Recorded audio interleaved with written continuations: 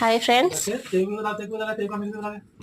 ఇదైతే మేము ఫ్లిప్కార్ట్లో ఆర్డర్ చేస్తున్నాము వాషింగ్ మిషన్.